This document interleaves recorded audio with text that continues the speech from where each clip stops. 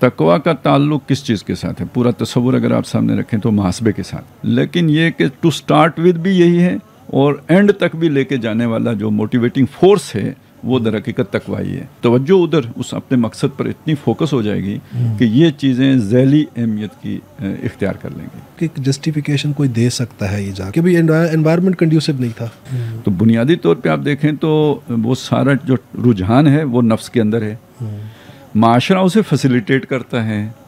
یہاں پر جو چیز ریکوائرڈ ہے جو آپ نے باتیں کی اس میں نظر آ رہا ہے وہ ہے شعوری ایمان، جس میں کہ لگے کہ اللہ کھڑا ہے سامنے. اب یہ ایمان خاص شعوری ہو یا ایمان غیر شعوری ہو، نتائج وہ ایک جیسے دے گا. عالم اگر متقی نہ ہو تو پھر عالم جو ہے نا وہ عذر گناہ تراش کر کے اس کو ریشنلائز کر کے گناہ کو تو اپنے لیے راستہ نکالے گا.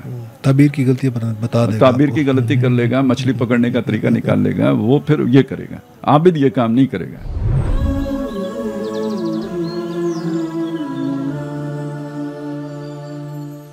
بسم اللہ الرحمن الرحیم. تذکرہ اور تبصرہ کی نئی ایپیسوڈ کے ساتھ میں آپ کی خدمت میں حاضر ہوں. ناظرین، ہم تزکیہ نفس کے عنوان سے ایک سیریز ہے جس پر ہم پروگرامز کر رہے ہیں. اب تک ہم اس کی 9 ایپیسوڈز ہم ریکارڈ کروا چکے ہیں اور آج اس کی ہم 10ویں ایپیسوڈ کر رہے ہیں اس سلسلے کی. میں چاہتا ہوں کیونکہ تھوڑے وقفے کے بعد آج ہم پروگرام ریکارڈ کر پا رہے ہیں تو میں تھوڑا ریکیپ دے دوں پیچھے آپ کو کہ ہم نے اپنے شروع میں ہی حقیقت انسان کو عنوان پر ہم نے بحث کی کہ انسان کی حقیقت کیا ہے، اور اس کے بعد پھر ہم نے اس کے جو محرکات اس کے اندر رکھے گئے ہیں ان کو ڈسکس کیا. پھر ہم نے تزکیہ جو ہے اس کی ایک ڈیفینیشن جو ہے وہ ہم نے ڈٹرمن کی، اور وہ ڈیفینیشن یہ ڈٹرمن کی کہ اللہ تعالیٰ نے ہمارے اندر جو بھی محرکات رکھے ہیں وہ کسی نہ کسی مقصد کے تحت رکھے ہیں، اور جس مقصد کے تحت ہمیں کوئی بھی محرک رکھا گیا ہے اگر ہم اس مقصد میں اس محرک کو استعمال کر لیتے ہیں یا اس کے ساتھ چینلائز کر لیتے ہیں تو دراصل یہی تزکیہ ہے. تو اب تزکیے کا جو اپوزٹ ہے وہ ہے تجزیہ، یعنی ٹریک سے اترا ہوا کوئی ڈیریل ہوا ڈری ٹریکٹ ہوا کوئی انسان اگر ہو تو ہم کہیں گے کہ یہ تجزیہ کی شکل ہے. تو تجزیہ کا جو موضوع ہے وہ جو ہے وہ ہمیں جو ہسٹوریکلی اگر ہم کتابوں میں یا لوگوں کی تقاریر کے اندر دیکھیں تو وہ بہت بکھرا ہوا موضوع تھا. تو ہم نے کوشش کی ہے کہ اس کو ایک مرتب اور مدلل انداز میں پیش کیا جائے آپ کے سامنے. تو ہم نے کوئی 9 ایپیسوڈز جو ہیں وہ 9 میں سے 8 ایپیسوڈز جو تھی ہم نے وہ تجزیہ کے عنوان پر کی ہیں. گزشتہ ایپیسوڈ میں ہم نے تزکیہ کے عنوان کے تحت ہم نے جو سروائیول نیڈز تھیں ان پر ڈیبیٹ شروع کی تھی، اور ہم نے اس ضمن میں جو 2 پہلے سروائیول موٹیوز ہیں ان کو ہم نے ڈسکس کیا تھا. ایک ہنگر ہے اور ایک تھرسٹ ہے. اور چونکہ تزکیہ میں ہم اس کی تجزیہ کے عنوان کے تحت ہم اس کی ڈیویٹڈ فارمز بھی ڈسکس کر چکے ہیں کہ انسان کے اندر یہ نیڈز رکھی گئی ہیں تو ان کا جو ہے ان کو غلط رخ پر اگر آپ ڈال دیں یہ موٹیوز کو تو اس کی شکلیں کیا ہو سکتی ہیں وہ تو ہم ڈسکس کر چکے. تو گزشتہ پروگرام میں ہم نے ڈسکس کیا کہ ان موٹیوز کو کیسے چینلائز کیا جا سکتا ہے، کیسے ان کو ہمیں جو مقصد جس کے لیے یہ ہمارے اندر رکھے گئے ہیں اس مقصد کے ساتھ الائن کیا جا سکتا ہے، وہ ہم نے ڈسکس کیا. آج ہم تیسرا موٹیو ڈسکس کریں گے جس کو سائیکالوجی میں میجر موٹیو کہا جاتا ہے، اور وہ ہے سیکس. اس پر ہم نے جو تجزیہ کے عنوان کے ساتھ جو ایپیسوڈز کی تھی ہم نے ان میں 1.5 ایپیسوڈ ہم نے اس موٹیو کے اوپر کی تھی، ہم نے ریکارڈ کی تھی. تو آج بھی ہم اس کو اب چونکہ اب تزکیہ کے عنوان کے تحت ہم نے اس کو ڈسکس کرنا ہے تو آج ہم ذرا اس کو تفصیل سے اس موٹیو کو یہاں پر بھی ڈسکس کریں گے. ویلکم ٹو دا پروگرام خالد صاحب. تو آج جو ہے موٹیو ہم اس کی میں تمہید میں جو ہے وہ میں نے مان دی ہے، اور میں ڈائریکٹ آپ سے کویسچن کی طرف آؤں گا کہ جب ہم اس میجر موٹیو ہے اس کو ہم تزکیہ کے عنوان کے تحت لے کر آنا چاہیں گے، اس کو یعنی کہ چینلائز کرنے کی بات کریں گے، تو میں سمجھتا ہوں کہ ہم اس کو اگر کیٹیگرائزیشن کر لیں تو ہمارے لیے زیادہ آسان رہ جائے گی کہ ہم ایک انڈیویجول لیول کر لیں اور ایک کلیکٹیو لیول. کہ انڈیویجول لیول پر ایک فرد کو اپنے اس موٹیو کو کیسے وہ اپنے کنٹرول میں لا سکتا ہے، کیسے اس کو چینلائز کر سکتا ہے اپنی نیڈ کے ساتھ، پھر اس کے بعد ہم کلیکٹیو لیول پر چلے جائیں. تو سب سے پہلے میں چاہوں گا کہ آپ انڈیویجول لیول کے اوپر ایک فرد جو ہے وہ کیا کچھ کر سکتا ہے اس اپنے موٹیو کی چینلائزیشن کے لیے. جی، چینلائزیشن کے ساتھ ہم ذرا یہ چیز بھی جوڑ لیں تو یعنی ایک کوشش تزکیے کے حوالے سے یہ ہوتی ہے کہ یہ جرثومہ یا یہ خواہش بالکل ہی مٹ جائے. تو ظاہر ہے وہ پھر مٹتی تو ہے نہیں، وہ کسی دوسری طرف سے ظاہر ہوتی ہے. وہ تجزیے میں ہم اس کا ذکر کر چکے ہیں کہ اس میں کئی خرابیاں پیدا ہو جاتی ہیں. جی جی. تو ہم جب بات کر رہے ہیں یہ کہ تزکیے کے اعتبار سے ہم خواہش کو کل کرنے کی بات نہیں کر رہے ہیں, موٹیو کو ختم کرنے کی بات نہیں کر رہے, چینلائز کرنے کی بات کر رہے ہیں, یعنی اسے ایک ڈسپلن میں لانے کی بات کر رہے ہیں.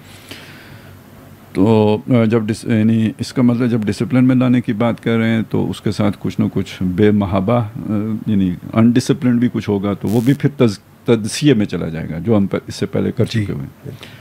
تو اب آ جائیں کہ اس کے لیے کیا ڈسپلن ہے کہ جو وضع کیا جا سکتا ہے, کیا پروٹوکولز ہیں کہ جو اختیار کیے جا سکتے ہیں, کیا چینل ہے کہ جس سے اس کی گریٹیفیکیشن یا سیٹسفیکشن کا کسی درجے میں بندوبست کیا جا سکتا ہے. جہاں تک ایک فرد کا معاملہ ہے, دیکھیں ہم جب دین کے اعتبار سے دیکھتے ہیں تو یعنی اس چیز کی طرف تو بعد میں آئیں گے کہ اس کی اطمینان کے لیے یا اس کی تسکین کے لیے کیا راستے رکھے گئے ہیں. پہلے اسے کنٹرول کرنے یا ڈسپلن میں رکھنے کے لیے جو تدابیر ہمیں دی گئی ہیں یا جو بھی ہمیں بتایا گیا وہ کیا ہے. قرآن مجید کے مطالعے سے یہ پتہ چلتا ہے کہ جب تک آپ کو وسعت نہ ہو نکاح کی تو اس وقت تک آپ اپنے آپ کو تھام کے رکھنے کی کوشش کریں. دین کی یہ تعلیمات بھی ہیں, نبی صلی اللہ علیہ وسلم نے یہ رہنمائی بھی فرمائی ہے کہ جی آپ روزے رکھا کریں. اس کا مطلب یہ ہے کہ اس کا خوراک کے ساتھ بھی کوئی نہ کوئی تعلق ہے, یعنی جتنی آپ کے اندر انرجی ہوگی تو اس کے ساتھ بھی اس کو بوسٹ ملے گا. تو اگر آپ کے مجموعی طور پر یعنی کچھ طاقت میں کمی آئے گی تو اس سے اس موٹیو کو بھی کچھ نہ کچھ یعنی اس کی بھی کمزوری اس کے اندر بھی آئے گی. یہ اب تجربے کی بات ہے کہ کتنے عرصے کے بعد ہوگا, کتنے عرصہ روزہ رکھنے کے بعد ہوگا, کیونکہ یہ خیر کوئی مہینے کے روزوں سے تو شاید کوئی اتنا فرق نہیں پڑے. عمر کی بھی اب مسئلہ ہو سکتا ہے, ایک عمر میں شاید مہینے کے روزوں ہی سے فرق پڑ جائے, تو ایک عمر وہ بھی ہو سکتی ہے جس میں کوئی 6 مہینے کے روزوں سے جا کے فرق پڑے. خیر, تو ایک تو یہ چیز بتائی گئی ہے. اس کے ساتھ ساتھ اگر آپ یہ دیکھیں نا تو جو اس طرح کی چیزیں یعنی آپ 2 چیزیں, ایک ہے منکر اور ایک ہے فوش. تو منکر تو کسی فعل کا ارتکاب کر لینا, یعنی کسی جرم میں ملوث ہو جانا, کوئی غلط کام کر بیٹھنا. اور فوش کو اگر آپ دیکھیں نا تو وہ اسباب جو اس منکر تک لے کے جاتے ہیں ان کا کلا کما کرنا. تو ان اسباب میں سب سے پہلی چیز تو ظاہر ہے کوئی تخیل ہوتا ہے, تو پھر بعد میں آپ اسے عملی صورت دینے کی کوشش کرتے ہیں. تو گویا ذرا سوچ کو بھی کنٹرول میں رکھنا, اس کو بھی بے محابہ نہ چھوڑ دینا. کچھ اس طرح کا خیال آئے تو اسے وسوسہ قرار دے کر جھٹک دینا, اپنی سوچ کو دوسری طرف ڈائیورٹ کرنا. یہاں سے بات شروع ہوگی. اور ظاہر ہے یہ باہر تو نہیں پتہ لگے گا کہ ایک آدمی گمسم بیٹھا ہے تو وہ کن خیالات میں گم ہے. اور جب ہم نے لذت کی بات کی تھی تو یہ بات ذہن میں رہنی چاہیے کہ یہ بعض اوقات پریکٹیکل کے مقابلے میں یہ سوچ کی لذت غالب آ جاتی ہے. یعنی جتنی آدمی لذت سوچ کے حاصل کر رہا ہوتا ہے, اتنا عملاً اگر وہ اس فعل کا ارتکاب کرے تو شاید اسے لذت نہ ملے. تو یعنی اس سے اجتناب کرنا, یعنی اپنی سوچوں کو بھی ٹھیک رکھنے کی بات کی گئی ہے. اس کے علاوہ جیسے ہم نے وہ روزے کی بات کی ہے, پھر یہ کہ نظریں نیچی رکھنے کی بات آئی ہے کہ نگاہیں اپنی نگاہوں کی بھی حفاظت کرو. مردوں کے لیے بھی آیا ہے, عورتوں کے لیے بھی آیا ہے. یعنی کیونکہ بہرحال جو بھی اٹریکشن رکھی گئی ہے جن سے مخالف کی, تو وہ نظروں ہی کے ذریعے سے بندہ اس طرف متوجہ ہوتا ہے یا اٹریکٹ ہوتا ہے. خیر, کانوں کا بھی ہے, آواز بھی ہے, اور لیکن بہت مؤثر ذریعہ جو ہے وہ آنکھیں ہیں. لہذا آنکھوں کی حفاظت کا بھی جو ہے نا وہ حکم دیا گیا. اور پہلی نظر معاف کہا گیا, اور اس کے بعد جو ہے نا یعنی دوسری نظر کا مطلب یہ ہے کہ سوچ سمجھ کے جو ہے نا دیکھنا اور شعوری طور پر دیکھنا. ایک تو پہلی نظر کا مطلب یہ ہے کہ جو بھی پڑ گئی نظر غیر شعوری طور پر. تو خیر یعنی یہ ساری ایک فرد سے متعلق رہنمائی ہے جو دی گئی ہے اپنے ان جذبات کو کنٹرول میں رکھنے کے لیے یا اپنی اس خواہش کو اپنے قابو میں رکھنے کے لیے, یعنی سیلف ریسٹرین کا کہا گیا ہے. جی, یعنی اب اس کو ایک ذرا تھوڑا سا ایک اور بھی وہ چیز دیکھیں. اس کو جو یعنی جو ایک موٹیو رکھا گیا ہے اس سب کو کنٹرول میں رکھنے کے لیے, وہ ہے تقویٰ کا موٹیو. تقویٰ کا تعلق کس چیز کے ساتھ ہے؟ پورا تصور اگر آپ سامنے رکھیں تو محاسبے کے ساتھ ہے, اکاؤنٹیبلٹی کے ساتھ ہے, آخرت کے ساتھ ہے. یعنی یہ کہ آپ کو یہ یقین ہو کہ اللہ کے سامنے پیش ہونا ہے, اور جو یہاں پہ کیا ہے اس کا اللہ کے ہاں جا کے جواب دینا ہے, احتساب ہونا ہے, اکاؤنٹیبل ہے اس کے. تو اگر کچھ غلط ہوگا تو اللہ کے سامنے جواب دہی ہوگی. یہ احساس جتنا شدید ہوگا اتنا آپ اپنی نفسانی خواہشات کے اوپر قابو پا سکیں گے, ان پر روک لگا سکیں گے. تو گویا تقویٰ ایک بہت بڑی جو ہے نا وہ موٹیو ہے جو اسے کاؤنٹر کرے گا. اور تقویٰ پیدا ہوگا سینس آف اکاؤنٹیبلٹی سے, اور سینس آف اکاؤنٹیبلٹی یعنی اللہ کے سامنے جس سے کچھ چھپایا نہیں جا سکتا, جس کے سامنے انسان کے اعضاء بھی جا کے گواہی پیش کریں گے. چنانچہ یہ جو چیز ہے نا کہ اما من خاف مقام ربہ, جس نے خوف محسوس کیا, جو ڈرا اس بات سے کہ اس نے اپنے رب کے سامنے جا کے کھڑا ہونا ہے, اس کا نتیجہ کیا نکلے گا؟ وَنَهَا النَّفْسَ عَنِ الْهَوَىٰ, اس نے اپنے نفس کو خواہش کرنے سے روکا. یہ یعنی روکنے کے لیے یہ ایک اس کے پاس مضبوط جو ہے نا وہ جذبہ ہے کہ وہ اسے ڈائیورٹ کرے کہ میں نے کسی کے سامنے جا کے جواب دینا ہے. تو گویا اپنے نفس کو قابو میں کرنے کے لیے یا اسے جسے کہتے ہیں نا ٹیم کرنے کے لیے, اسے ایک ڈسپلن کا پابند کرنے کے لیے جو ایک بڑا مضبوط, جیسے آپ نے ابھی وہ میجر جو ہے نا موٹیو قرار دیا تھا, تو یہ اسی طرح میجر موٹیو یہ ہے کہ جو اسے بیلنس کر سکتے ہیں. اگر آپ میجر ٹول کہہ لیں, میجر ہاں چلیں, لیکن اصل میں چونکہ یہ بھی تو ایک جذبہ ہے نا, تقویٰ بھی ایک جذبہ ہے. اچھا, تو اب میں جو چیز کہنا چاہ رہا تھا وہ یہ ہے کہ اس کا مطلب کیا ہے کہ ایمان بالآخرہ در حقیقت وہ قوت محرکہ ہے, فراہم کرتا ہے کہ جو آپ کو طاقت دیتا ہے کہ آپ اپنے نفس کو قابو کر سکیں. اگر آخرت کا ایمان کمزور پڑے گا تو اس کے نتیجے میں یہ آپ یعنی خود آپ کے اندر وہ کمزوری پیدا ہو جائے گی, آپ کی ول پاور کمزور ہو جائے گی کہ جس ول سے آپ اپنے جذبات کو ڈسپلن میں رکھ سکتے ہیں. جب وہ ول کمزور پڑے گی تو اس کا نتیجہ یہ نکلے گا کہ آپ کی جو نفسانی خواہشات ہیں وہ آپ کو ڈرائیو کرنا شروع کر دیں گے. ذرا آپ اسے ذرا تھوڑا اور تجزیہ کر کے دیکھیں تو اس کا مطلب یہ ہے کہ وہ ول آپ کو انسان بناتی ہے. صحیح. وہ ول کمزور پڑنے کا نتیجہ یہ ہوتا ہے کہ آپ حیوانی سطح پہ گر جاتے ہیں. پھر آپ یعنی وہ جو حیوانی جذبات ہیں وہ آپ کو ڈرائیو کرنا شروع کر دیتے ہیں. وہ محرکات وہ ہیں جو آپ کو تحریک دے رہے ہیں. لیکن جب آپ کے اندر وہ اسٹرانگ ول موجود ہے اپنے جذبات کو قابو کرنے کی, تو اس کا مطلب ہے کہ آپ شعور کی سطح پر کھڑے ہیں. کیا چیز ٹھیک ہے, کیا چیز غلط ہے, یہ آپ فیصلہ کر رہے ہیں. آپ کے جذبات تو ہیں جو آپ کو کسی طرف کھینچ رہے ہیں, لیکن یہ کہ آپ اپنے ان جذبات کے زیر اثر نہیں آتے. فیصلہ آپ شعوری طور پر کرتے ہیں کہ یہ چیز ٹھیک ہے, کروں گا, یہ چیز ٹھیک نہیں ہے, یہ نہیں کروں گا. اس کے لیے جو ول پاور چاہیے وہ آپ کو وہ تقویٰ فراہم کرتا ہے, یعنی آخرت کا ایمان فراہم کرتا ہے.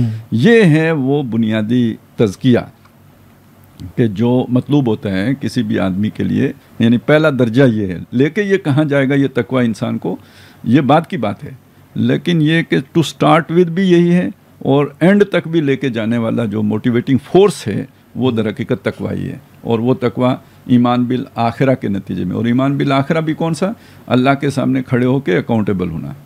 اگر وہ کوئی سفارش کا تصور ساتھ آ گیا تو ایمان بالآخرہ تو ہے, لیکن آپ کی سفارش موجود ہے, آپ کا محاسبہ نہیں ہوگا. اگر وہ کوئی اللہ تعالیٰ کی غفوری اور رحیمی کا جو ہے نا وہ خمار زیادہ انسان کے ذہن میں آ گیا تو آخرت کا تصور تو ہے, لیکن اس کو نیوٹرلائز کر دیا ہے اللہ کی غفوری نے, اللہ کی رحیمی نے. تو آپ جو چاہیں کریں, پھر آپ کو روکنے والی کوئی شے نہیں رہے گی. تو یہ وہ چیز ہے, یعنی آخرت کا صرف ایمان نہیں کہ آخرت میں ہم نے دوبارہ پیدا ہونا ہے, باس بعد الموت ہی نہیں, بلکہ یہ کہ اللہ کے سامنے کھڑے ہو کے حساب کتاب دینا اور حساب کتاب کا ہونا, اور ہر یعنی جو چھوٹی سے چھوٹی بات اور بڑی سے بڑی بات انسان کے سامنے لا کے پیش کر دی جائے گی. تو یہ وہ چیز ہے کہ جو اس کے لیے جو ہے نا ایک بڑا اسٹرانگ موٹیو بنتی ہے. اچھا, اسی کے ساتھ مقصدیت بھی ایک اہم عنصر ہے. یعنی دنیا کے اعتبار سے بھی اگر, یعنی وہ تو آخرت کے اعتبار سے ہو گیا, دنیا کے اعتبار سے بھی دیکھیں تو اگر آپ کا کوئی بالا تر موٹیو ہو جو اس حیوانی جبلت سے بلندتر ہو, تو وہ بھی اس چیز کا باعث ہو سکتا ہے کہ آپ کی توجہ ادھر اس اپنے مقصد پر اتنی فوکس ہو جائے گی کہ یہ چیزیں ذیلی اہمیت کی اختیار کر لیں گی.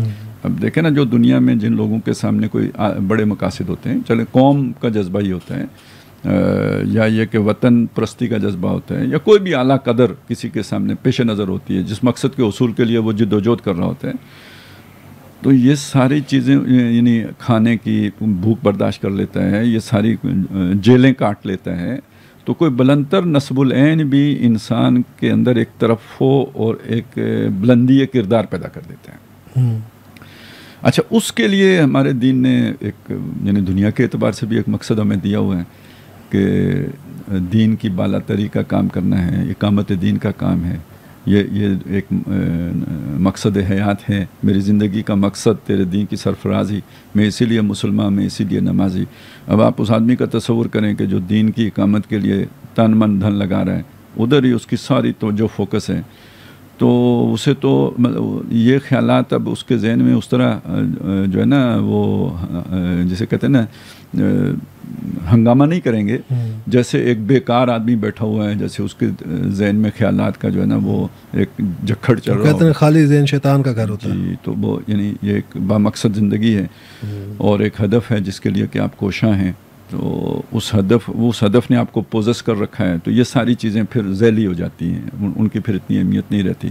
اور ہاں، جب وہ ہدف اچیو ہو جائے گا تو پھر وہ ساری خواہشات ایک دم اثر نو جو ہے نا کھڑی ہو جائیں گی، لیکن یہ کہ جب تک نہیں ہوگا، جب تک آپ کی زیادہ توجہ اس ہدف کی طرف رہے گی۔ تو یہ چند چیزیں ہیں جو فرد کو یعنی ڈسپلن رکھتی ہیں اپنے ان جبلی ضرورتوں کے حوالے سے، یا جسے آپ نے میجر موٹیو کہا ہے اس کے اعتبار سے کہ اسے ڈسپلن میں رکھنا ہے۔ تو اصل تزکیہ یہ کل کرنا تزکیہ نہیں ہے، بلکہ ڈسپلن میں رکھنا تزکیہ ہے، اور اس کے لیے جو ہمیں مختلف رہنمائی قرآن و سنت سے ملتی ہے اس کے چند اشارے ہیں کہ جو میں نے آپ کے سامنے رکھے۔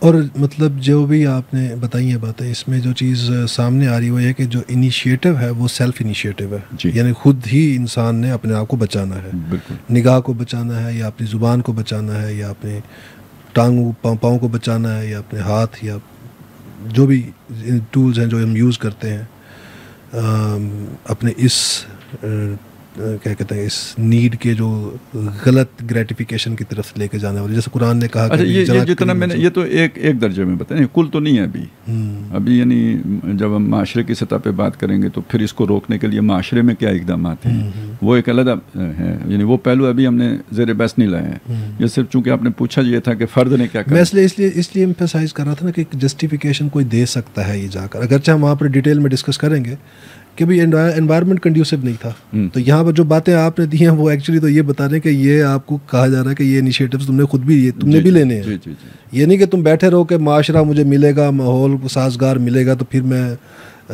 نیک بن جاؤں گا، بلکہ یہ انیشیٹو تم نے اپنی ذات سے شروع کرنا ہے اور تم نے اپنے سیلف ریسٹرین کا مظاہرہ کرنا ہے، معاشرہ یا ماحول جیسا بھی ہو۔ اصل میں تو دیکھیں نا جو جسے جہاد کہا گیا ہے، ایک جہاد تو وہ ہے نا جو تلوار سے کرنا ہے، ایک جہاد جو برائیوں کے خلاف جہاد ہے، تو وہ یہی ہے نا، ایک کشاکش اور کشمکش ہے کہ برائی آپ کو اپنی طرف متوجہ کر رہی ہے، کھینچ رہی ہے، اٹریکٹ کر رہی ہے، آپ نے اس سے رکنا ہے، وَنَّهَا النَّفْسَ عَنِ الْهَوَىٰ، تو خواہش تو کرے گا نا، نفس تو کرے گا، اور خارج میں وہ جب ہم کہتے ہیں نا کہ جو اللہ کا بندہ بننے کے لیے 3 محاذوں پر جنگ لڑنی پڑتی ہے، ایک یہ ہے کہ جی اپنی وہ خواہش نفس کے ساتھ لڑنی پڑتی ہے، پھر معاشرے کے ساتھ لڑنی پڑتی ہے، اور شیطان کے ساتھ لڑنی پڑتی ہے، تو بنیادی طور پہ آپ دیکھیں تو وہ سارا جو رجحان ہے وہ نفس کے اندر ہے، معاشرہ اسے فیسیلیٹیٹ کرتا ہے، اگر غلط معاشرہ ہے تو، اگر معاشرہ اچھا ہے، مزکہ معاشرہ ہے تو وہ اس کو ڈسپلن کرے گا، لیکن اگر معاشرے کے اندر بے راہ روی ہے تو وہ اس برائی کو فیسیلیٹیٹ کرے گا، تو یہ معاشرہ اور نفس ایک پیج پہ آ گئے، اور یہ پیج شیطان کا پیج بھی ہے، تو یہ 6 مکھی جنگ اس لیے بن گئی کہ اس کے یہ 3 جو ہے نا وہ ہیں، آپ کہہ لیں طاقتیں ہیں جو ایک پیج پہ آ کے برائی کی طرف یا انڈسپلنڈ لائف کی طرف آپ کو لے کے جائیں گے، اور اس سب کے مقابلے میں آپ کے پاس جو چیز ہے وہ ایمان کی طاقت کہہ لیں یا جو بھی تقوی کی طاقت کہہ لیں، وہ ہے کہ جو آپ کے بچاؤ کا ذریعہ بنے گی، جس سے آپ اپنے نفس کو قابو کر سکیں گے، اسے بے قابو کرنے والی یہ چیزیں ہوں گی۔ اچھا، یہ آپ نے جو تقوی والی بات بھی کی کہ تقوی وہ ایکچولی موٹیو ہے، وہ ڈرائیونگ فورس ہے جس کے ذریعے سے آپ اپنے آپ کو کنٹرول کر سکتے ہیں، اپنے اس موٹیو کو۔ اب ہم سائیکالوجی میں یہ چیز پڑھتے ہیں کہ یہ انسان کی نفسیات میں ہے کہ جب تک پنشر اس کے سامنے ہو تو وہ اس کام سے رکا رہتا ہے. پنشمنٹ ہم کسی بھی انسان کو دیتے ہیں کسی کام سے روکنے کے لیے. کوئی انڈیزائرڈ کام سے روکنا چاہتے ہوں تو ہم پنشمنٹ دیتے ہیں اس کے لیے. تو اس میں مطلب پنشمنٹ کے ڈرا بیکس میں ہم پڑھاتے ہیں بچوں کو کہ بھی ایک ڈرا بیک اس کا یہ بھی ہے کہ پنشمنٹ جب تک پنشر سامنے رہتا ہے بندہ رکا رہتا ہے. جیسے پنشر سامنے سے ہٹتا ہے تو بندہ دوبارہ وہ کام کرتا ہے. تو یہ کوئی لانگ لاسٹنگ اسٹریٹجی نہیں ہے. اچھا دوسری طرف ہم وہ ایمان کی جب آپ نے بحث کی ہے بات کی ہے کہ بھی آخرت کا ایمان جو ہے وہ اب اس میں بھی وہ جو شعوری ایمان ہے اور غیر شعوری ایمان ہے. ہم دیکھتے ہیں کہ غیر شعوری ایمان جو ہے وہ زیادہ افیکٹو نہیں ہوتا. یہاں پر جو چیز ریکوائرڈ ہے جو آپ نے باتیں کی اس میں نظر آ رہا ہے وہ ہے شعوری ایمان, جس میں کہ لگے کہ اللہ کھڑا ہے سامنے, جیسے آپ کا محاسبہ کرنے کے لیے وہ دیکھ رہا ہے آپ کو ہر وقت, اکاؤنٹیبلٹی. تھوڑا سا میں چاہتا ہوں کہ آپ تھوڑا سا اس کو مزید ایلیبوریٹ کر دیں کہ یہ جو ایمان جس کی آپ بات کر رہے ہیں ایمان بالآخرہ وہ کس قسم کا ایمان ہے جو ریکوائرڈ ہے. اچھا دیکھیں, شعوری اور غیر شعوری ایمان کا جہاں تک تعلق ہے وہ تو وہ پروسیس ہے کہ جس کے نتیجے میں آپ ان حقائق کو تسلیم کرتے ہیں جو اندیکھے حقائق ہیں. ایمان کا مطلب ہے وہ معلومات جو حواس خمسہ کی گرفت میں نہیں آتی, ان کا یقین کرنا, ان دعووں کا یقین کرنا جن کو ہم دیکھ سن چکھ سونگ نہیں سکتے, ان دعووں کو مان لینا, تسلیم کرنا, اس چیز کو ایمان کہتے ہیں. اچھا اب اس تک ہم پہنچے کیسے؟ کسی انٹلیکٹ کے ذریعے سے پہنچے, انٹلیکچوئل پروسیس کے ذریعے سے پہنچے, یا یہ کہ ہم اس تک کچھ تجربات غیر شعوری انداز میں اس تک پہنچ گئے. وہ اب یہ ایمان خاص شعوری ہو یا ایمان غیر شعوری ہو, نتائج وہ ایک جیسے دے گا. البتہ یہ جو بات میں نے کی تھی وہ اس چیز سے متعلق ہے کہ اب آگے یعنی ایمان تو ایک جذبہ ہے, ایک قوت محرکہ ہے, اور قوت محرکہ آپ کے کام آئے گی آپ کے شعور کے مطابق. اب یہاں شعور کا تعلق ایمان کے ساتھ نہیں ہے, شعور کا تعلق آپ کی معلومات کے ساتھ ہے جو آپ کو اپنے نفس کی اچھائیاں کیا ہیں برائیاں کیا ہیں اس سے متعلق حاصل ہے. یعنی یہاں ہم شعوری ایمان کے بجائے شعوری اسلام کی بات کریں کہ مجھے معلوم ہو کہ میرے نفس کے لیے کیا چیزیں نقصان دہ ہیں اور مجھے معلوم ہو کہ میرے نفس کے لیے کیا چیزیں فائدہ مند ہیں. یہ مجھے وحی سے معلوم ہوگا, یہ مجھے علم دین سے معلوم ہوگا. تو یعنی وہ ایمان ایک علیحدہ شے ہے, علم دین ایک علیحدہ شے ہے. یہاں جو ہم بحث کر رہے ہیں اس کے اعتبار سے تو اب مجھے معروفات اور منکرات کا پتہ ہے, ٹھیک ہے. اچھا معروف و منکر کا پتہ ہو لیکن تقویٰ نہ ہو تو نتیجہ ایک ہی ہوگا, کوئی فرق نہیں پڑے گا. جانتا ہوں ثواب طاعت و زہد پر طبیعت ادھر نہیں آتی, یہ مسئلہ ہوگا. لیکن طبیعت کو ادھر لانے کے لیے جو جذبہ درکار وہ تقویٰ کا جذبہ ہے, لیکن وہ آگے جو چیز چاہیے وہ شعور چاہیے کہ کیا صحیح ہے اور کیا غلط ہے. اس کا تعلق علم کے ساتھ ہے. تو وہ اس لیے کہتے ہیں نا کہ شیطان کے لیے عابد کے مقابلے میں عالم کو شکار کرنا مشکل ہوتا ہے.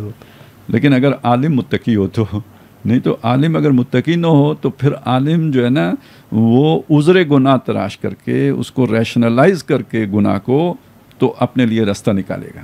تعبیر کی غلطی بتا دے گا, تعبیر کی غلطی کر لے گا, مچھلی پکڑنے کا طریقہ نکال لے گا, وہ پھر یہ کرے گا. عابد یہ کام نہیں کرے گا. عابد جب کرے گا غلط فہمی سے کرے گا, لیکن عالم جب کرے گا وہ جذبات کے ہاتھوں مغلوب ہوگا, چونکہ اس کے پاس وہ تقویٰ والا وہ نہیں تھا ابھی, اس وجہ سے وہ اس پر جذبات غالب آ گئے.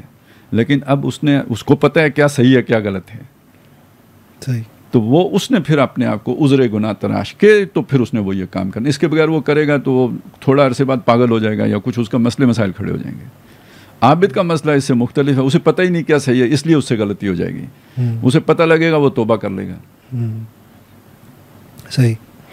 اچھا ڈاکٹر صاحب دوسری جو جہت ہے اس کی وہ ہے اجتماعیت. لوگ مجھے کہتے ہیں ڈاکٹر صاحب آپ کیوں کہتے ہیں کیا چیز آپ نے ڈاکٹر صاحب کہا ہے نا تو میں نے کہا آپ کو نہیں کہنا چاہیے. اچھا خان صاحب میں اب چاہ رہا تھا دوسری ڈائمینشن کی طرف ہم آ جائیں, اور وہ ہے کہ جو اجتماعی میدان ہے زندگی کا اس میں کیا چیزیں ہو سکتی ہیں جو ہمیں کرنے کی ضرورت ہے. وہ ہوں تو زیادہ بہتر رہے گا کہ ہم اس کو چینلائز کر سکیں جو کنڈیوسو ریکوائرمنٹس ہیں, مطلب کنڈیوسو انوائرمنٹ کی ریکوائرمنٹس ہیں. اچھا اب اس میں اجتماعی میدان میں اگر ہم تو یہاں پر بھی میں سمجھتا ہوں کہ دو کیٹیگرائزیشن زیادہ بڑی سمپلیفائڈ ہوگی. ایک تو گھر کا ہے, آپ کا سفیر ہے, اجتماعی حلقہ ہے اور ایک پھر معاشرہ ہے. تو ہم پہلے گھر کو ڈسکس کر لیتے ہیں کہ فیملی کا جو لیول ہے اس کے اوپر کیا کیا پریونٹیو میئرس لینے کی ضرورت ہے یا کیا کچھ کرنے کی ضرورت ہے کہ یہ ایک اسٹرکچر اسٹیبلش کیا جائے وہاں پر جو کہ فیسیلیٹیٹ کرے ہمارے اس ایک انڈیویجول کا جو یہ موٹیو ہے اس کو کنٹین کرنے میں. اچھا دیکھیں، پہلی بات تو اس میں یہ سامنے رکھیں کہ یہ جب بھی آپ اس طرح کی چیزوں کی طرف جاتے ہیں تو یہ بحث بہت نازک ہو جاتی ہے. یعنی ایک انسان کے اپنے تجربات ہوتے ہیں، ایک اللہ تعالیٰ کی جو ہے نا حکمت، وہ حکیم ہے، الحکیم ہے، وہ اس نے انسان کو بنایا ہے. الا یعلم من خلق، کیا وہ نہ جانے گا جس نے پیدا کیا ہے؟ انسان میں کیا کمزوریاں ہیں، کیا اس کے اندر جو ہے نا کمیاں ہیں، اللہ سے بہتر کوئی نہیں جانتا.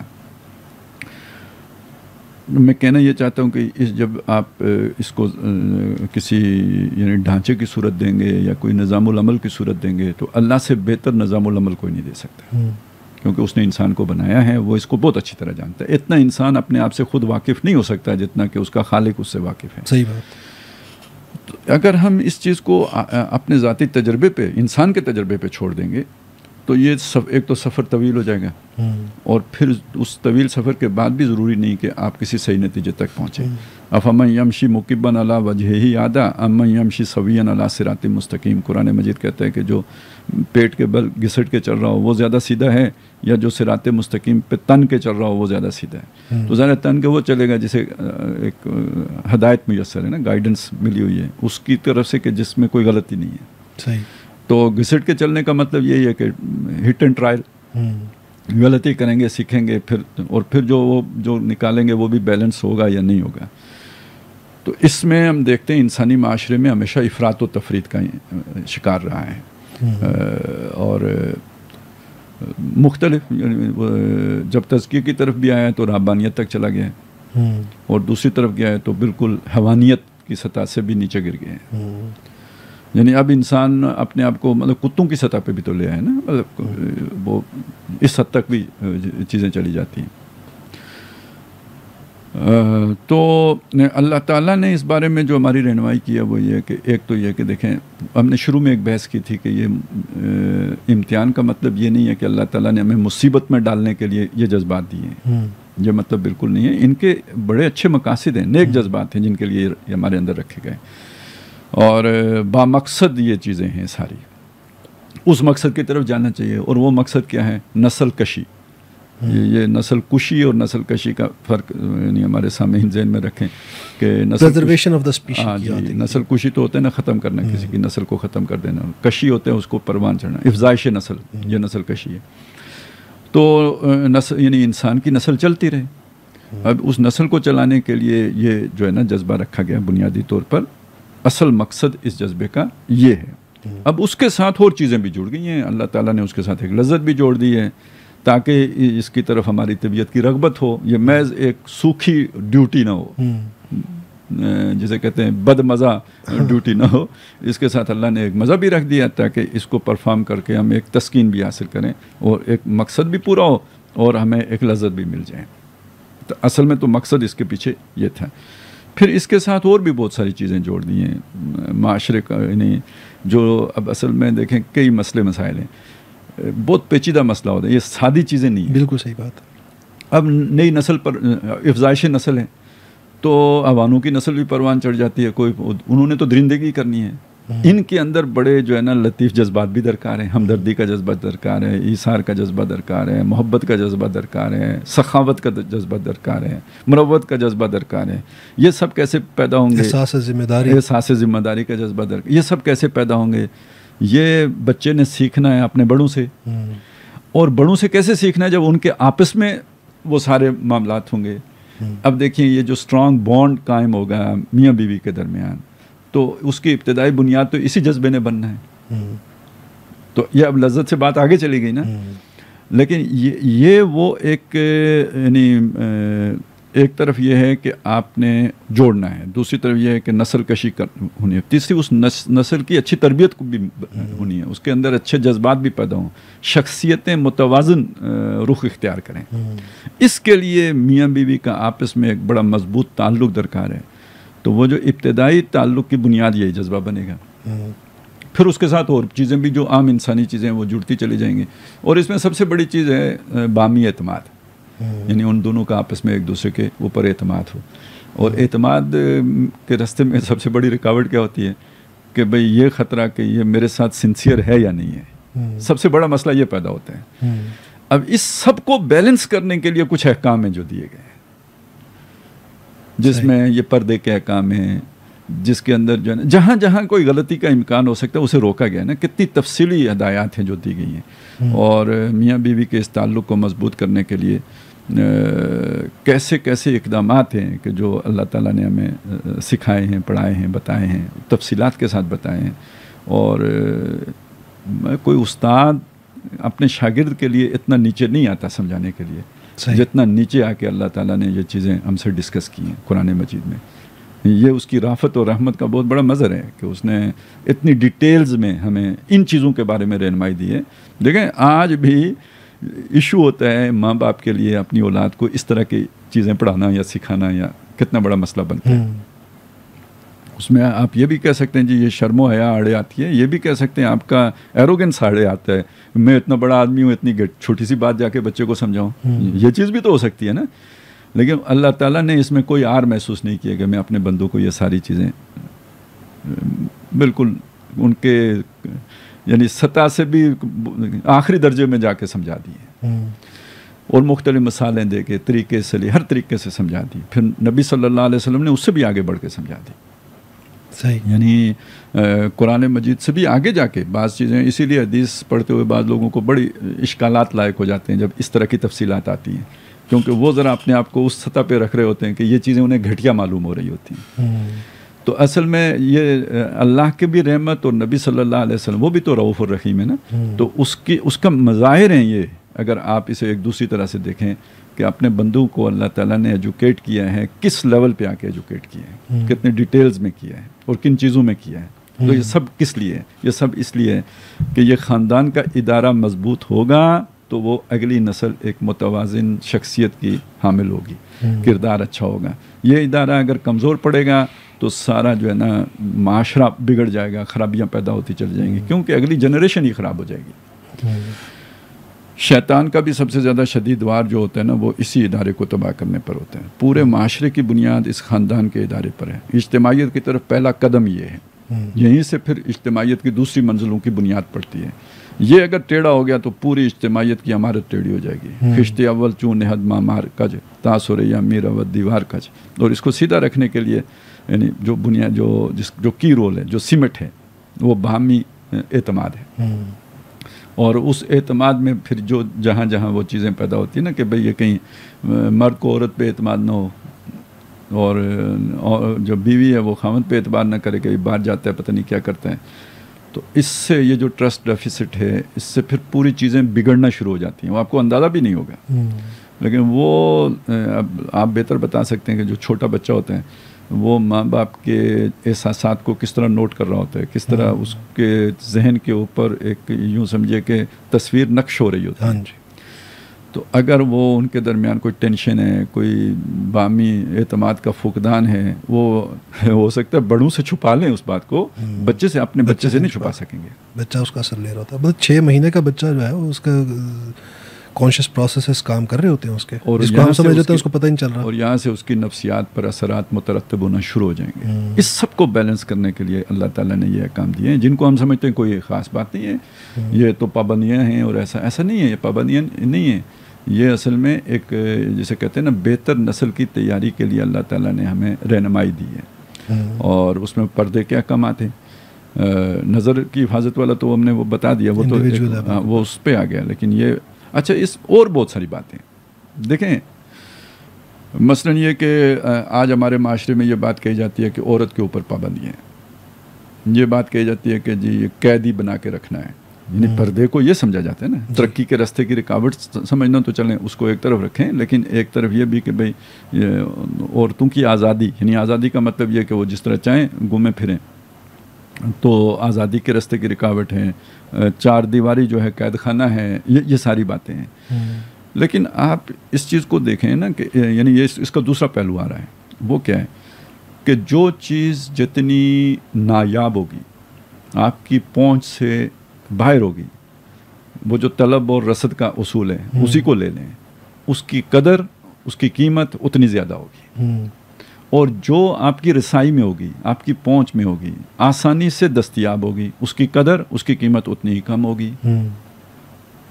یعنی یہ تو ہر میدان میں یہی بات ہوتی ہے جی۔ صحیح۔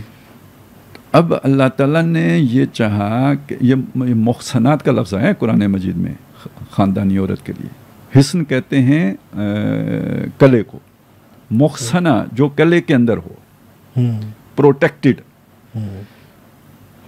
یہ یعنی جو بھی اللہ نے انسان بنائے نا تو اسے پتہ ہے مردوں کے اندر اللہ نے کیا رکھا ہے، ان کی خواہشات کیا ہیں۔ اب ظاہر ہے وہ خواہشات نہ رکھی ہوتی تو وہ اتنی محنت کیوں کرتے جو وہ کرتے ہیں اپنی نسل کو آگے بڑھانے کے لیے، تو وہ رکھی ہیں۔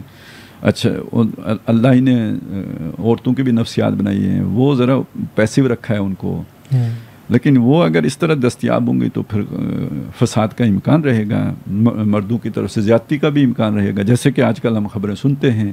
تو اب پروٹیکشن درکار ہے۔ اچھا اگر انہیں کمائی کرنی ہو، دوسرے مرد کے آگے جا کے نوکری کرنی ہو تو وہ انہیں ایکسپلائٹ کرے گا، جیسے کہ ہوتا ہے۔ اب مطلب کس کس ادارے کا نام لیں، اب تو کہانیاں آئی جاتی ہیں باہر، تعلیمی ادارے تک نہیں بچے ہوتے، نمبر لینے کے لیے بھی ایکسپلائٹیشن ہے۔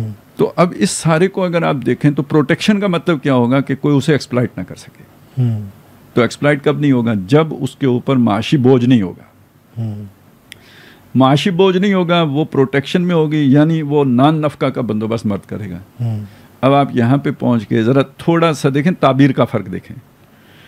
آپ کو گھر بٹھایا گیا اور آپ کو یہ پڑھایا گیا کہ جی آپ کو قید کر دیا گیا ہے، اور آپ کو گھر بٹھایا گیا اور آپ کو یہ بتایا گیا کہ آپ کو محفوظ رکھنے کے لیے ساری ذمہ داری فلانے آدمی کی لگا دی گئی ہے، آپ کو کوئی تردد نہیں کرنا، آپ کی جو اپوائنٹمنٹ ہے، آپ کی جو جاب ہے وہ دوسری ہے، ڈویژن آف لیبر ہے، ڈویژن آف ورک ہے، ٹھیک ہے نا۔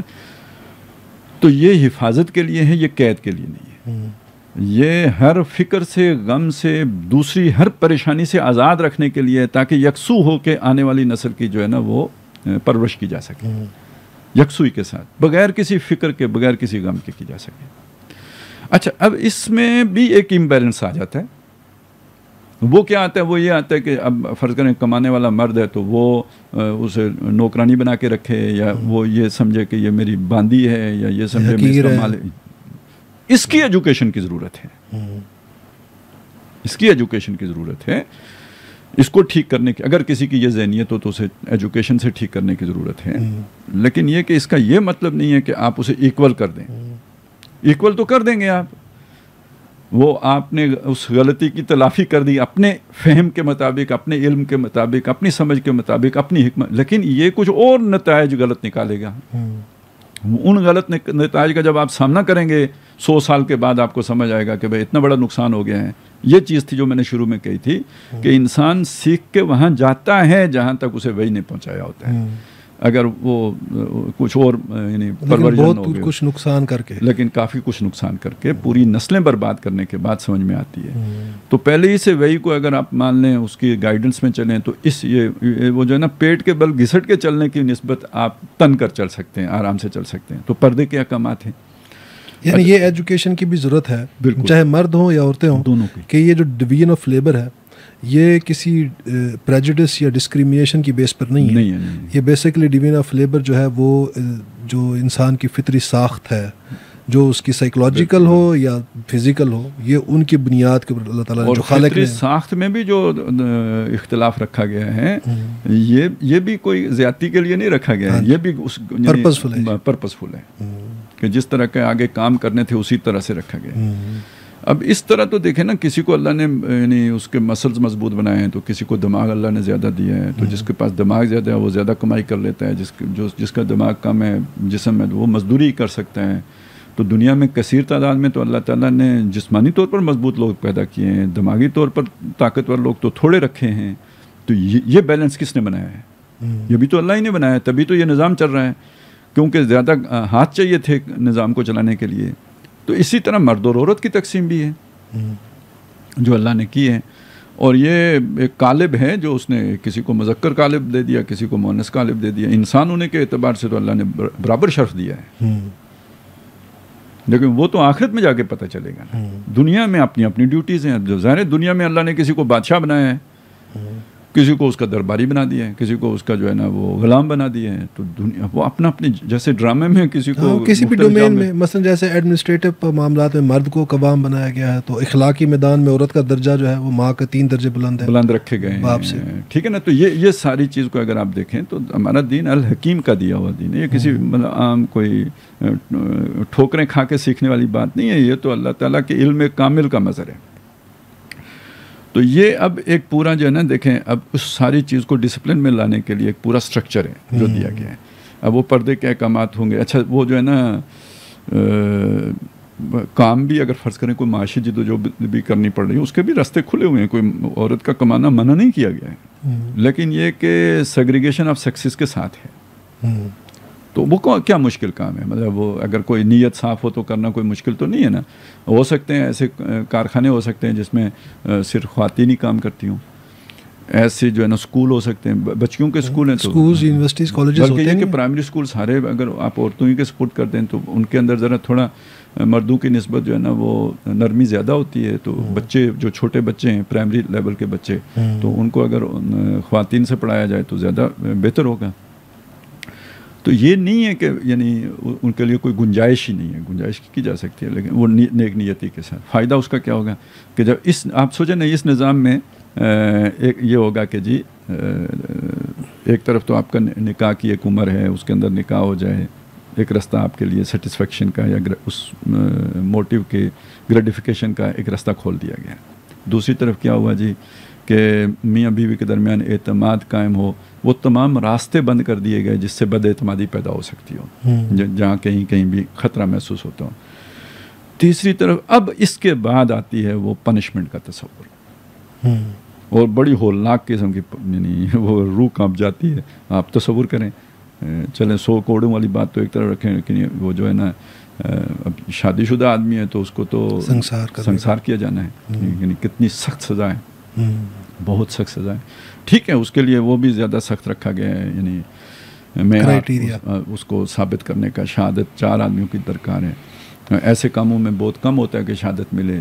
یعنی ایک حد تک یعنی کیا بتایا گیا کہ جو بندہ بہت ہی ڈھیٹ ہو گیا ہو وہ پکڑا جائے گا نا، تو پھر اس کو سزا بھی اسی درجے میں دو.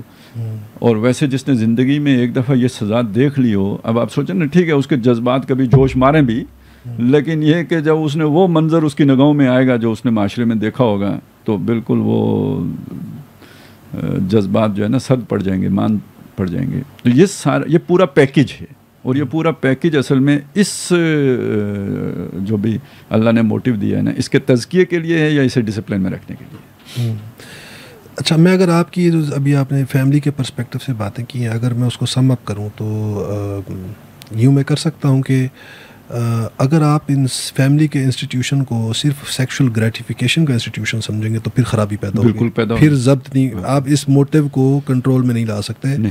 یہ اس موٹیو کو کنٹرول کرنے کے لیے فیملی کے انسٹیٹیوشن میں بہت سی نارمز ہیں، بہت سی چیزیں ہیں جن کو کہ لنک اپ کیا گیا اس کے ساتھ، جس میں آپ نے کہا کہ باہمی اعتماد ہے، سینس آف رسپانسبلٹی ہے، آپس میں محبت کا جذبہ ہے، جو کہ مل کر اس کو کنٹین کرتے ہیں ایکچولی. تو اگر آپ اس کو ان آئسولیشن دیکھیں گے، اصل میں یہ کچھ یعنی آپ یہ دیکھیں نا، ویسے تو ایک لفظ استعمال کرتے ہیں ہم، محبت کا جذبہ ہے، تو لیکن یہ کہ محبت روحانی بھی ہوتی ہے، یہ بھی ہے. تو یہ کچھ ان کا آپس میں ایسا سرشت کا جو ایک لفظ ہے گدا ہوا ہونا، یعنی یہ روحانیت اور یہ جبلت آپس میں کچھ اس طرح گوند دی گئی ہے نا کہ یہ پہچاننا بڑا مشکل ہو جاتا ہے کہ اس وقت کون سا جذبہ جو ہے نا حاوی ہے اور اس وقت کون سا جذبہ حاوی ہے. اس طرح گوندا گیا ہے اس کو. تو اب ایک وہ جو پیور لو ہے وہ ایک بہت بالکل مختلف چیز ہے، یہ ایک مختلف چیز ہے، لیکن یہ آپس میں گدی ہوئی ہیں. اچھا، جب وہ والی چیز یعنی جو اپنی ہمدردی اور اعتماد اور وہ جو رسپانسبلٹی اور وہ والی چیزیں جب بیدار ہوتی ہیں یا وہ جو موٹیو بنتے ہیں تو یہ خود بخود نیچے چلا جاتے ہیں. اس کے لیے آپ کو کوئی ریاضت نہیں کرنی پڑتی، یہ خود بخود نیچے چلا جاتا ہے. یہ سیکنڈری اہمیت کا اختیار کر لیتا ہے. وہ آگے آ جاتی ہے. دوسری شادی کا شوق بھی کم ہو جاتا ہوگا. اصل میں دیکھیں دوسری شادی ایک چیز تو یہ نہ دیکھیں کہ اس کو بھی اگر ہم ایک ضرورت معاشرتی ضرورت کے طور پر دیکھیں تو وہ تو ایک بات اپنی جگہ پہ ہے. دیکھیں بعض اوقات ایسا ہو جاتا ہے مثلاً یہ کہ کوئی ایسا آدمی فوت ہو گیا, آپ کا عزیز ہے, قریبی ہے, کچھ اس طرح, اس کے بچوں کو اب دیکھ بھال کی ضرورت ہے. اچھا ان کی دیکھ بھال تو آپ کریں گے, اس کی بیوی کا کیا ہوگا؟ وہ دوسری شادی کرے گی تو یہ بچے پھر بھی رولیں گے, ان کو وہ ماں سے تو محروم ہو جائیں گے. اچھا وہ شادی نہیں کرے گی, بہرحال بہت بڑی قربانی ہے اگر وہ نہیں کرے گی, لیکن پھر کہیں نہ کہیں خرابی کا تو امکان رہے گا.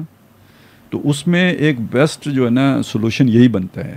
اگر کسی کے ساتھ ایسی کوئی صورت پیش آ جاتی ہے تو ایک بات بالکل مختلف ہے, بالکل مختلف ہے. لیکن کوئی یہ سمجھے کہ یہ کوئی باعث تسکین عمل ہے, زیادہ ہاں جی یہ بھول ہے, یہ بہت جلدی روئے گا.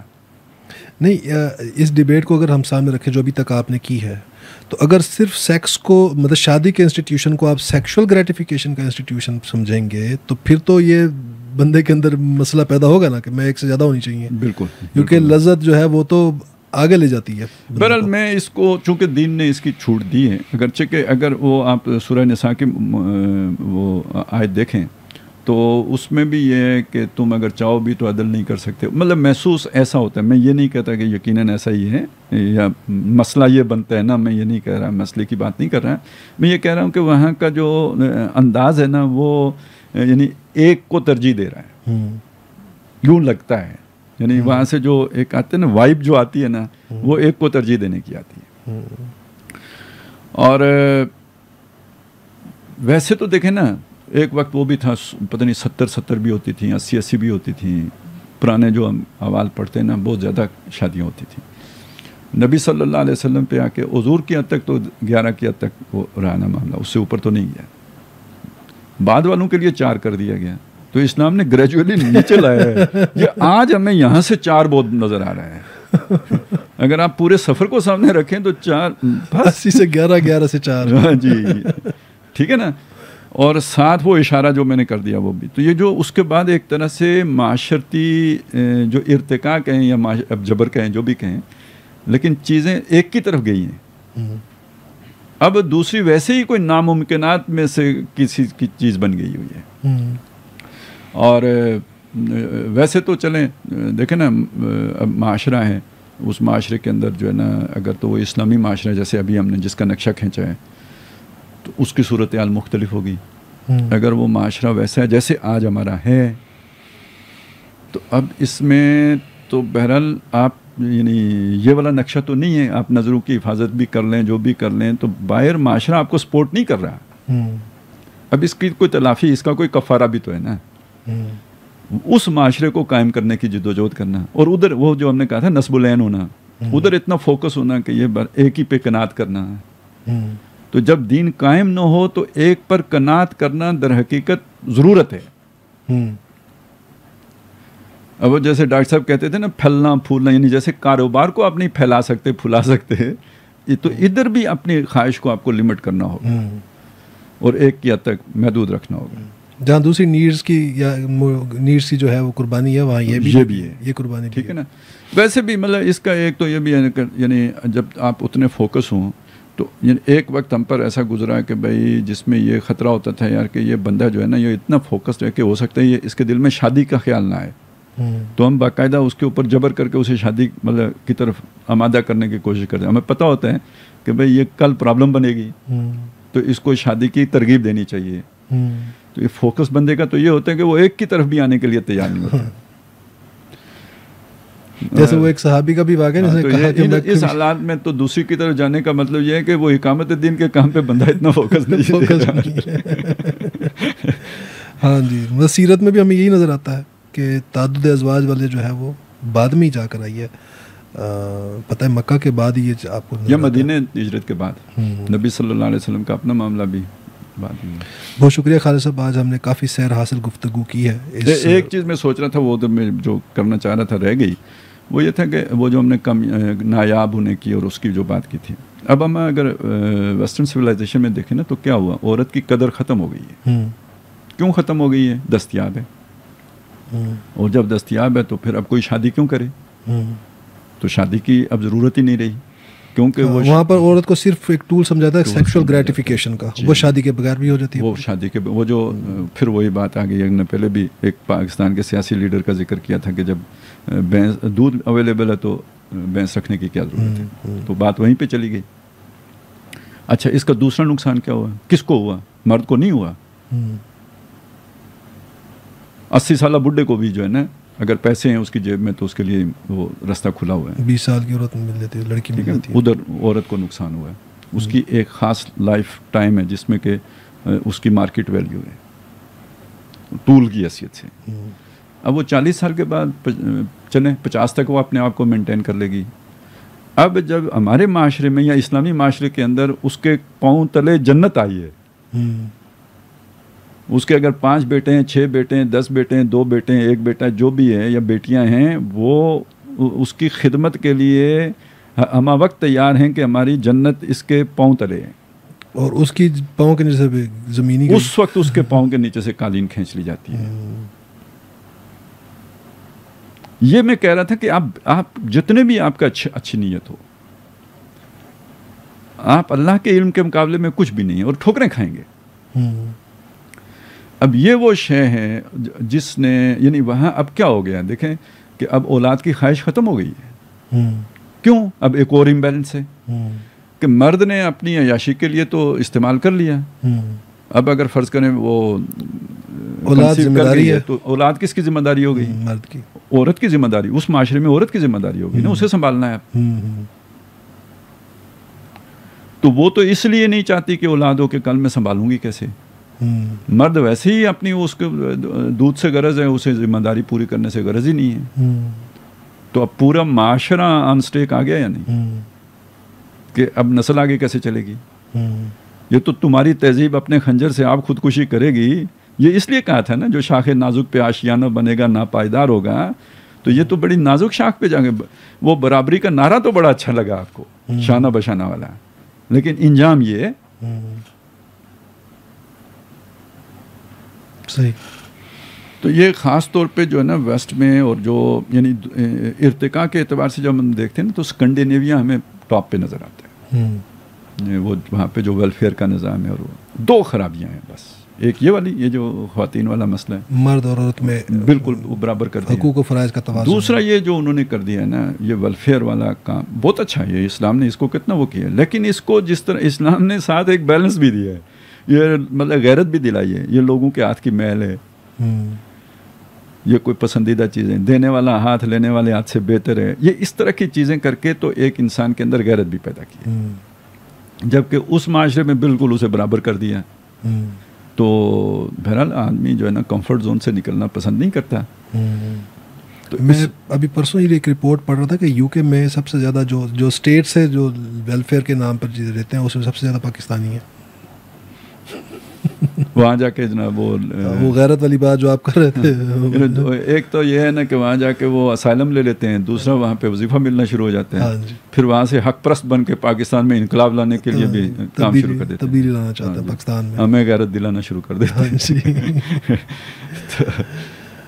بہت شکریہ خالد صاحب, آپ نے کافی زیادہ انلائٹن کیا آج اس موضوع پر. ہم نے ابھی بھی اس کو پورا کمپلیٹ نہیں کر سکے آج وقت کی قلت کی وجہ سے, تو ہم ناظرین انشاءاللہ اگلی ایپیسوڈ میں جو تھوڑا سا احساس میں جو رہ گیا ہے اس ڈیبیٹ کا, ہم اس کو آ کے کمپلیٹ کریں گے. تب تک کے لیے اجازت دیجیے. اللہ حافظ.